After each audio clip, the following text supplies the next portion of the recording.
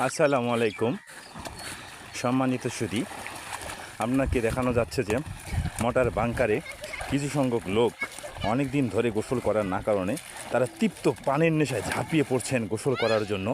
দেখবেন তাদের আকুতি, তারা কত দুষ্ট চাঞ্চল্যকার, তারা পাথর মূর্তি, তারা মানে না বাধা, তারা এই তারুণ্যের প্রতীক।